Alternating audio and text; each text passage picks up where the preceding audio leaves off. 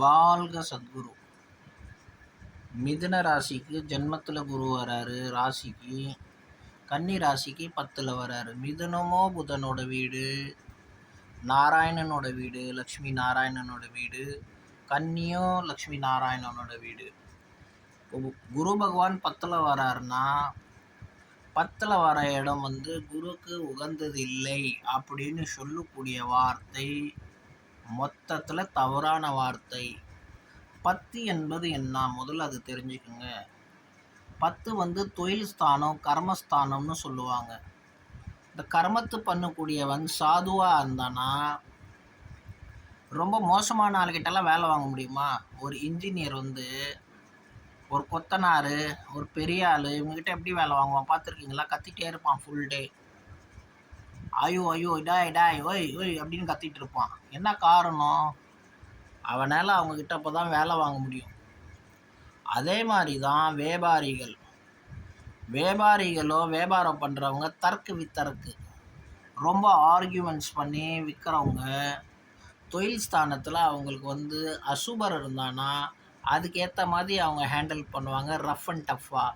But சுபர் இருக்கும்போது அவங்களோட பாஷா எப்படி ஆகிடும்? சோமியமாக ஆகிடும். ரொம்ப தித்திப்பாக தேன் மாதிரி பேசுவாங்க. தேன் மாதிரி பேசுனா அக்யூஸ்ட் கேட்பானா? கேட்க மாட்டான். போலீஸ்காரன் போயிட்டு அக்யூஸ்ட் கிட்ட கவிதை படித்தானா அவன் பேச்சு கேட்பானா? கவிதை படித்த மாதிரி அவனுக்கு புரிய வைக்கிறான்னு நினச்சிங்க. அவனுக்கு ரொம்ப பாசமாக பேசி புரிய வைக்கிறான்னு நினச்சிங்க. அவன் கேட்பானா? கேட்க மாட்டான். அப்போ ரஃப் அண்ட் டஃப்பாக பேசுகிறவங்ககிட்ட தான் அவன் கேட்பான். அது மாதிரி 10ஆம் இடம் அந்த கர்மத்துக்கு செய்யக்கூடிய கர்மம் என்ன? You are doing your duty. உங்கள் வேலை நீங்கள் செய்கிறீங்க. உங்கள் வேலையை யார்கிட்ட எப்படி செய்யணும்? ஆடுற மாடை ஆடி தான் கறக்கணும், பாடுற மாடை பாடி தான் கறக்கணும்னு ஒரு ப்ரொவர்ப் உண்டு இல்லை? அந்த மாதிரி மனுஷன் வேலை வாங்குறவங்ககிட்ட எப்படி வேலை வாங்கணும், ரஃப்பான ஆளுங்கிட்ட எப்படி வேலை வாங்கணும், அண்ட் சாதுவுக்கிட்ட எப்படி வேலை வாங்கணும்னு சில முறைகள் உண்டு. அந்த முறையை தாங்க இந்த கிரகம் சொல்லி தருது, வேறு ஒன்றும் இல்லைங்க. ரொம்ப பாசமாக நல்ல சாதுவான ஆள்கிட்ட சாதுவாக பேசு, முரடங்கிட்ட முரடனை பேசு. அதே குரு பகவான் 10ல் போகும்போது அவன் கேரக்டர் சாதுவாக மாறும். இப்போ சாதுவாக மாறும்போது அதனால தொழில் கெட்டு போகணும். அந்த மாதிரி ஒரு தவறான கருத்து வச்சுட்டாங்க. பட் நீங்கள் பார்த்தீங்கன்னா 10ஆம் இடம் லக்னத்துக்கு 10ல் இருக்க கிரகம்னா எவ்வளோ பெரிய பவர்ஃபுல் யோகம்னு சொல்கிறாங்க. பஞ்ச மகாபுருஷ யோகம் பண்ணுறாங்க. நல்லா பவர்ஃபுல்லாக உச்சம் ஆட்சி வந்துருச்சுன்னா அந்த மாதிரி ஒரு நல்ல யோகத்தை சொல்கிறாங்க.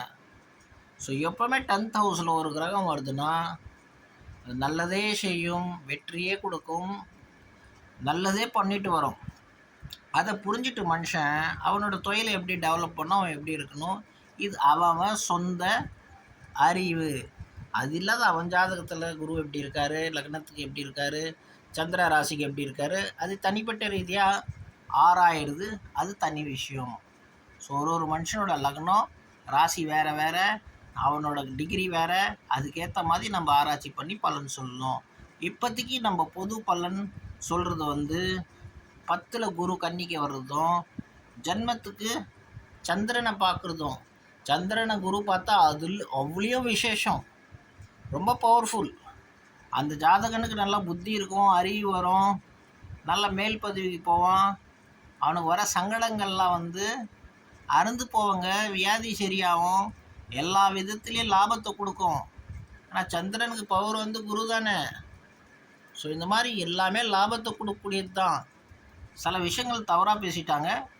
அந்த மாதிரி நம்ம மாற்றிக்கிட்டு அறிவுபூர்வமாக விஷயங்களை சிந்திக்கணும். வாழ்க சத்குரு.